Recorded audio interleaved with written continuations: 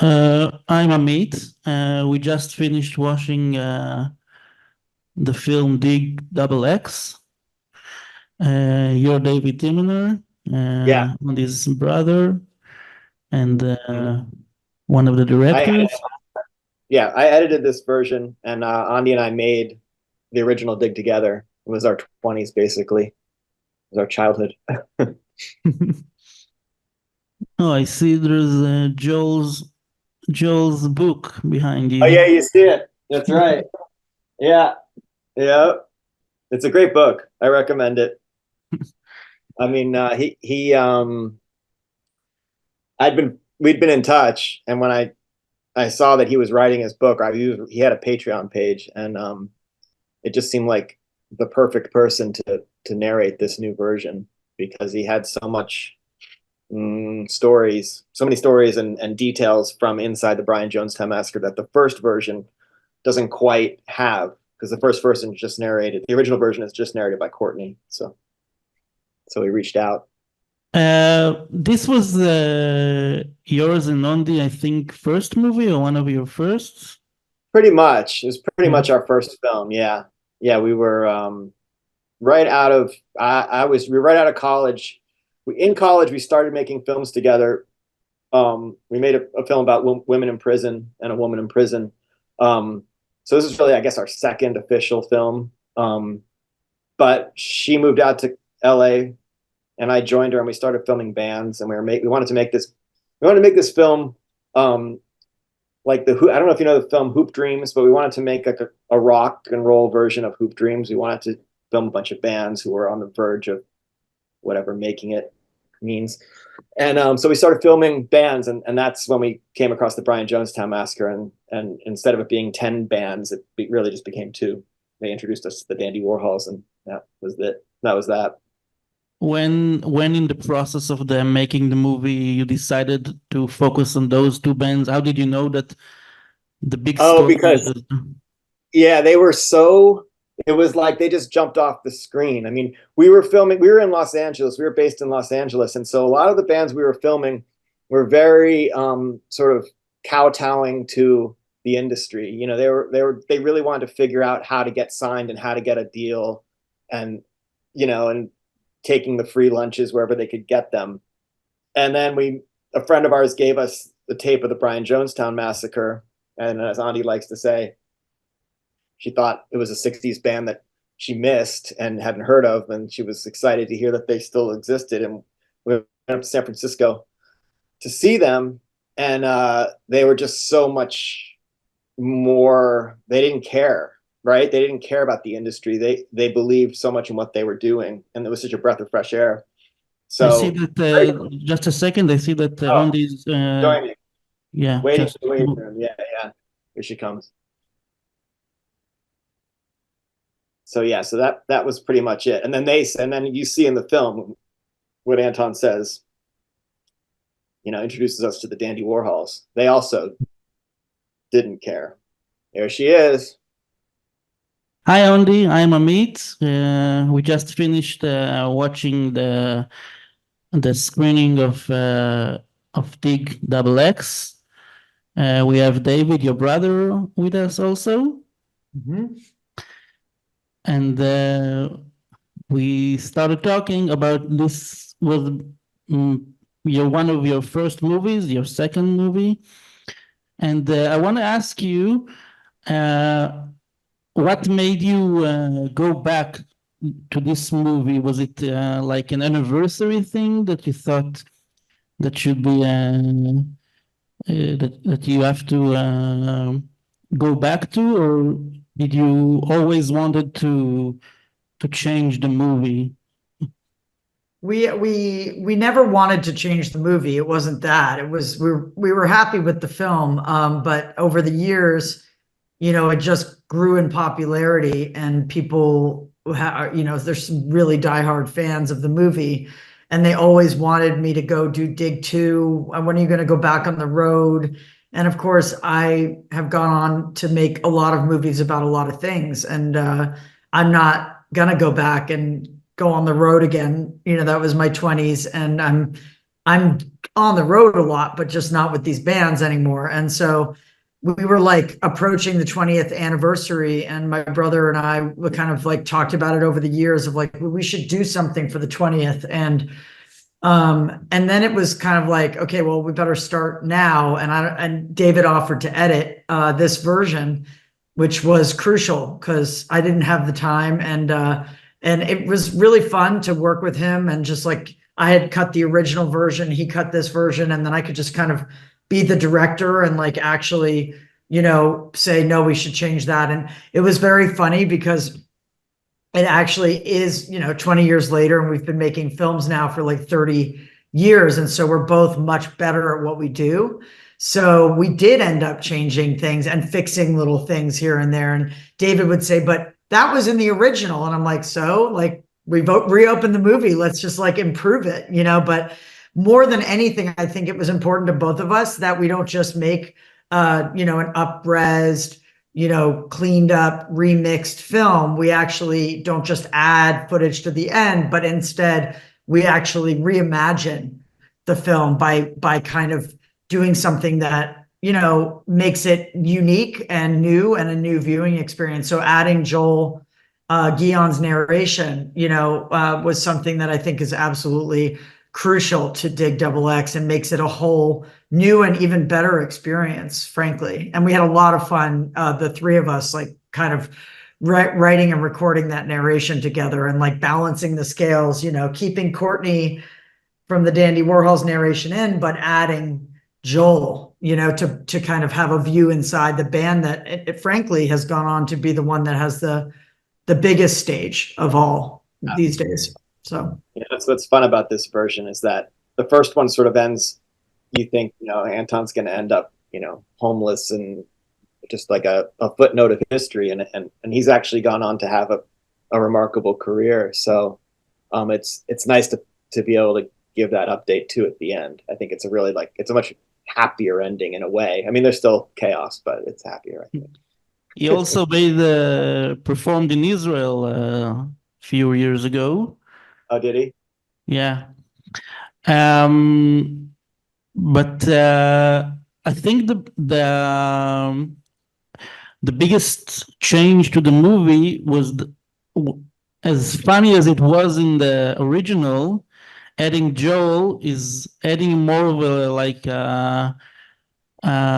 comic,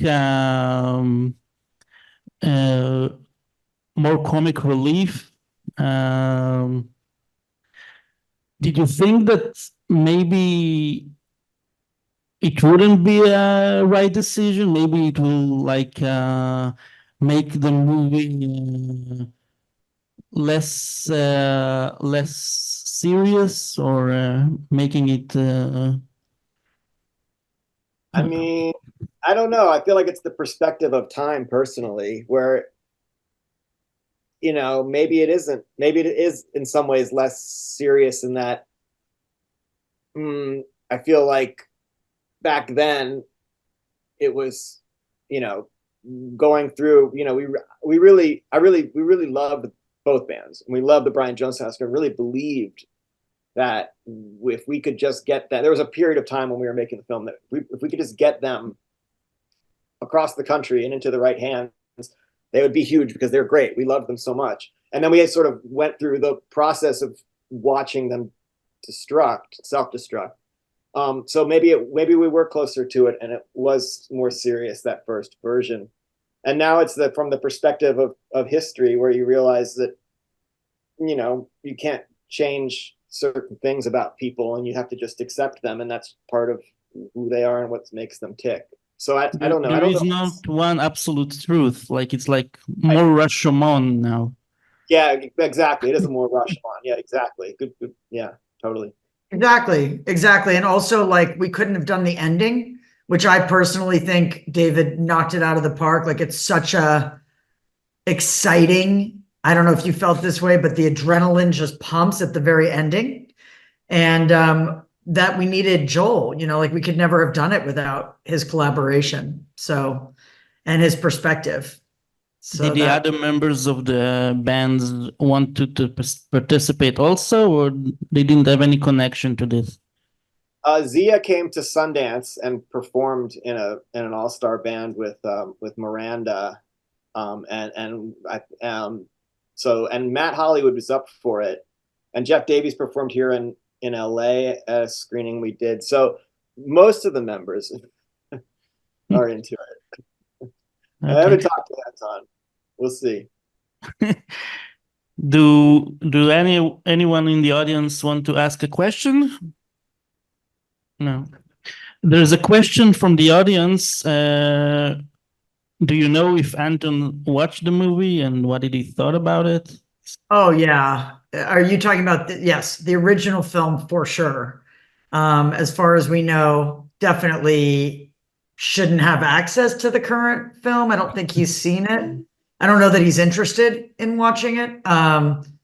He's welcome to ask, but in the original film, he came and saw it before the premiere at Sundance in 2004. So he had time to make changes to it. He had ample time to give notes, but he laughed most of the way through it, and really seemed to enjoy it a lot, and then had no notes, and neither did Courtney. In fact, Courtney took out a whole theater in Oregon, up in Portland, to celebrate the premiere, and did the narration. And then both lead singers came out against the film, which was really very mystifying. I think it took Courtney 5 years to come out against the film. He liked it for like about 5 years.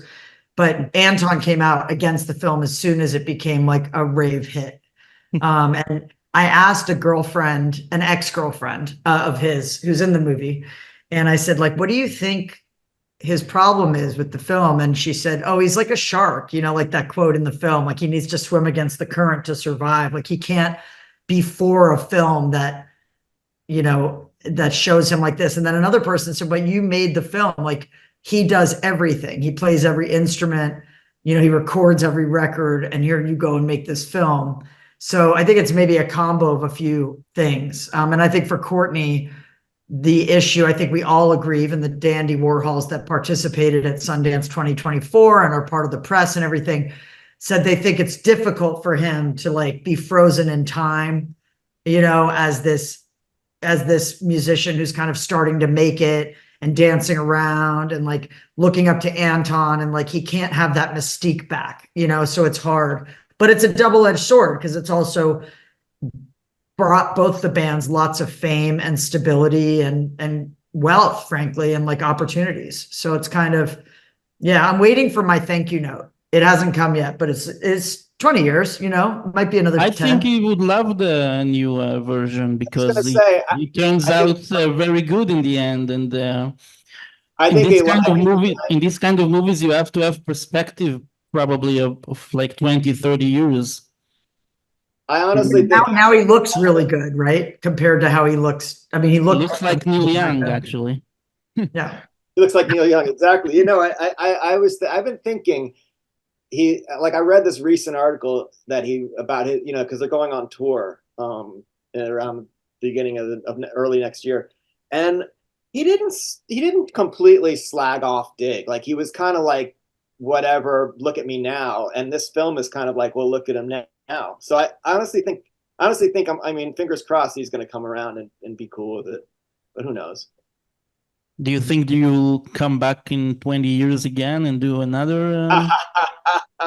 I doubt it. I don't think the footage will hold up. Honestly, a big part of why we did this version too is that the footage was decaying. Tapes don't last that long tapes from the 90s don't last that long. And I was just like, we got to do it now. And also decks that, tape decks that people don't make those tape decks anymore. It was just a lot of like, if we don't do it now, we'll never go back and probably see that footage again. So it was kind of like, let's just do it while we can. I don't know about 20 years. Okay. Any more questions? Yes. I have a question for the audience, but okay. Oh, okay. So ask first. I mean, what did you guys think? They loved it, I think. Okay. Do a show of hands of who's seen the original. And I asked in the beginning.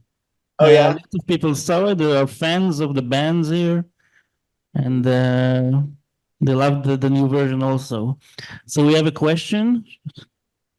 Yeah, so thank you. We love the original one and this one as well.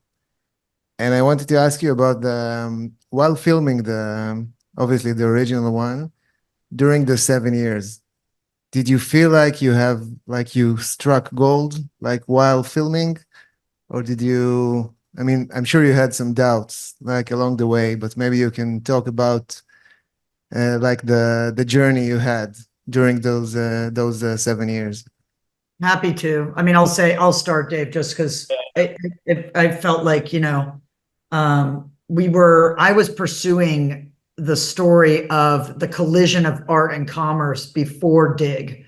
So my brother and I, we went to college together and we started making films in this public access station. And we made a film about a woman in prison in Connecticut who was railroaded in. And really, it was like a lot of racist circumstances, miscarriage of justice. And so I came out to LA to try to make it into something where nobody watched documentaries back then. And so I wanted to turn the documentary into a movie of the week or something.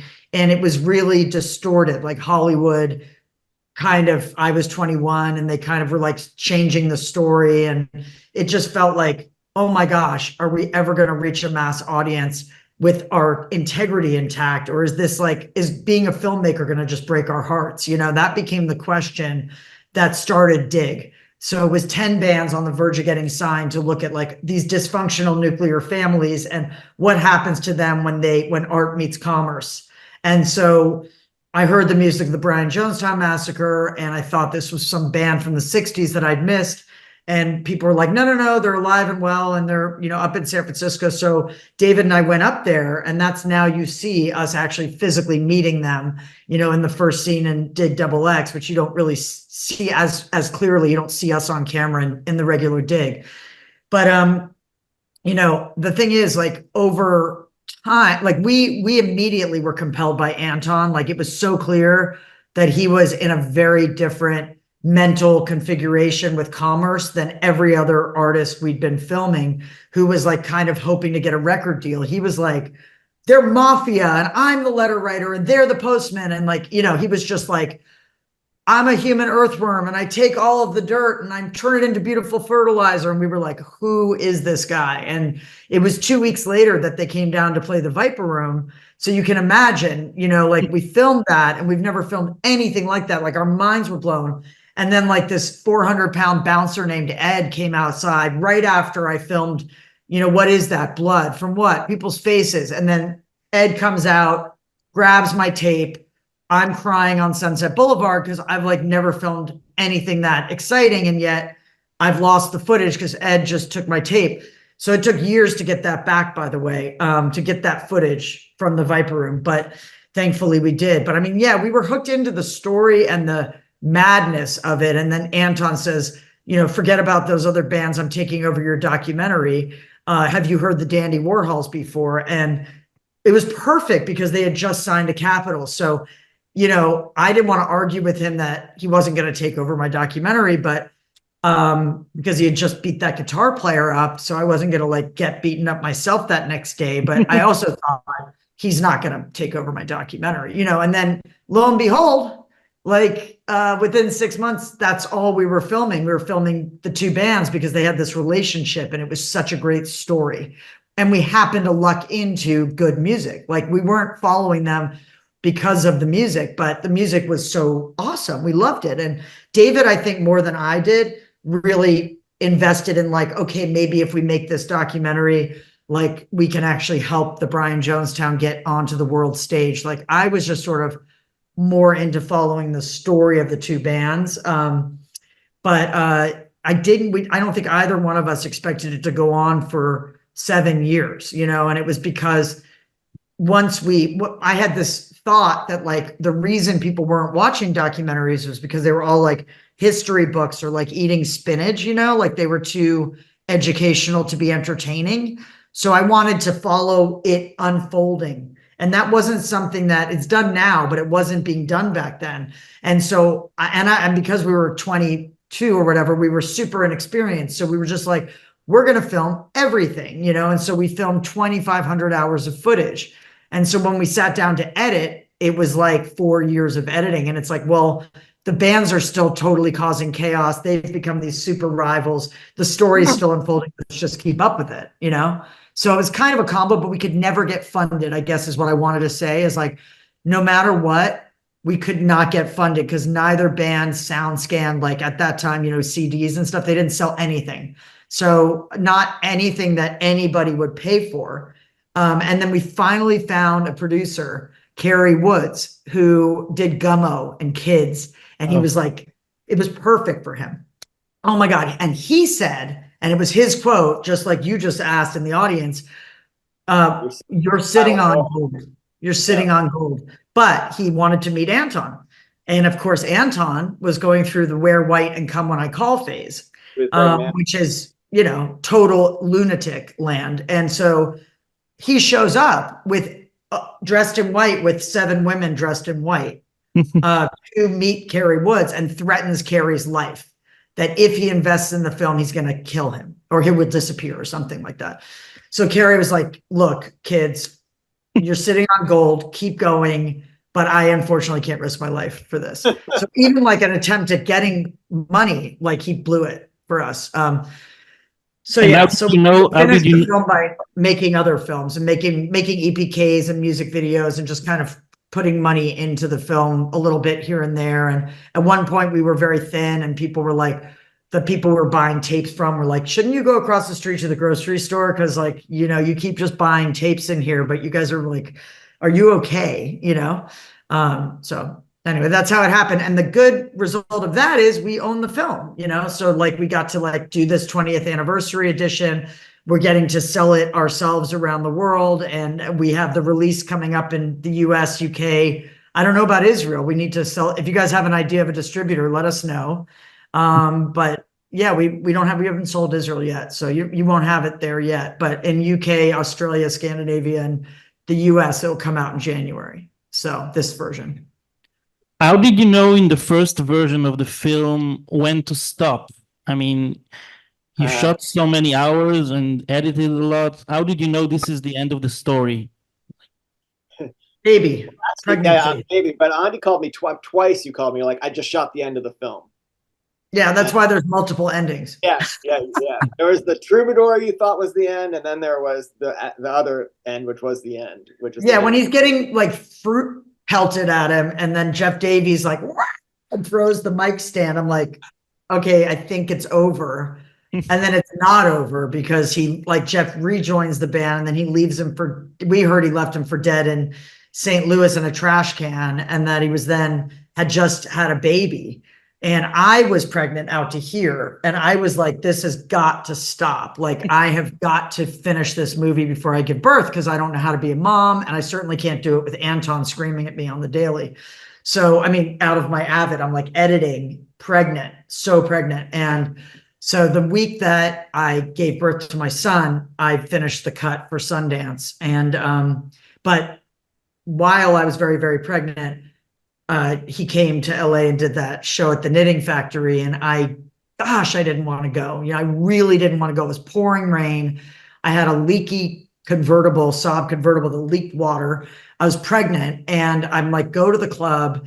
And they're like, hey, we need a credit card. All the clubs in LA started charging to shoot, which was also different. And I said, well, I don't know if I want to shoot this, honestly. Like, just hold my card and let me check out what's going on. And I went in and I heard the house music, but then I heard this voice like in between the music.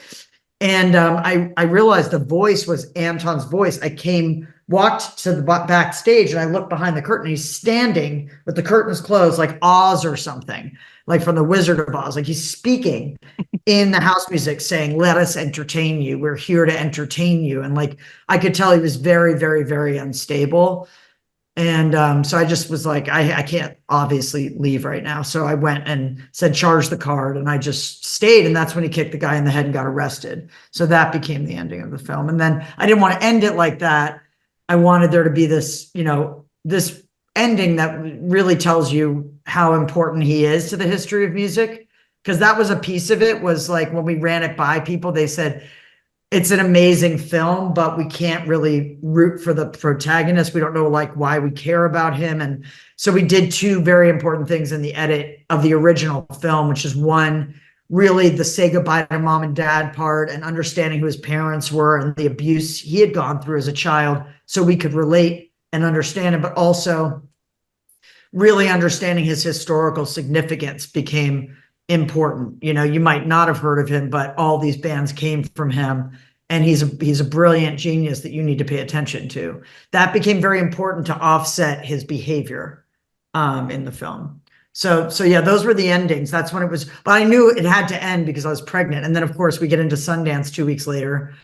I'm learning how to breastfeed. And I lo and behold, did bring this rock saga into motherhood, because Sundance was like, we love the film and we want to invite it into competition, but we'd love it if you cut like 15 minutes off it, you know? And so here I am, like breastfeeding with one hand, editing with the other. But it was a beautiful journey, like, you know, taking the film, like went all around the world. And as a new mother, I got to like just kind of bring my baby everywhere for 2 years. So. What happened to the other bands you shot in the original movie? The cut, I mean. David, I'll let you speak to that. I mean, there's like, I'm in touch with a few of the people from it. There was a band called the Dashboard Prophets, and this guy Chris Dye is my friend on Facebook. I still think he makes music. Stu from the Negro Problem. He's like he's a professor now of like African American studies and like theater, and like he's like a pretty cerebral guy. I think he won some, like, didn't get like a MacArthur, but he got like a pretty big award. Like he's been on NPR. Like he's kind of legit. I don't know about so many of the other ones. He's very legit. He's very legit. Maybe you should make a movie from all the stuff that didn't make to the original film, the bands that are not in the movie. Not it. Yeah, it was funny though. We were like part of this doing this version is we were going back into the old footage and like, yeah, just digging through some of that old stuff. We were really, I mean, it really was like our film school. Like we both learned we learned in college, but there was no, you know, the college we went to didn't have any like technical film training. We didn't go to film school. So the early days of shooting, we were really learning, you know, trial by fire, learning on the fly. So some rough stuff back in the archives. Okay, I want to thank you again, David and Ondi, for joining us in the Zoom in the Soundtrack Film Festival. We hope to speak with you again someday with another movie, music film. Oh yeah, it's definitely not our last music film. I don't want to make that impression, but I also want to say that, you know, I don't know if you've seen our film Last Flight Home, which is really about our family. Yeah, it even got released in Israel on VOD and yeah, it's on Paramount Plus also there, I think. But yeah, there's a new movie about my sister, the rabbi, and we're premiering it in November in the US. So hopefully it will come. It's called All God's Children. And, you know, I just want to express my, you know, solidarity with the people of Israel and with all of you in the audience of what you're going through right now over there.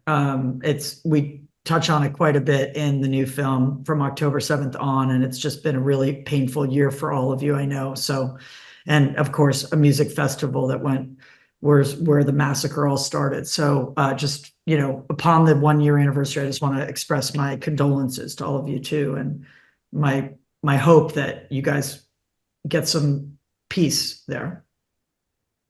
Thank you very much. Okay, thank you. Thanks everybody. Bye. Thank you. Bye. Bye.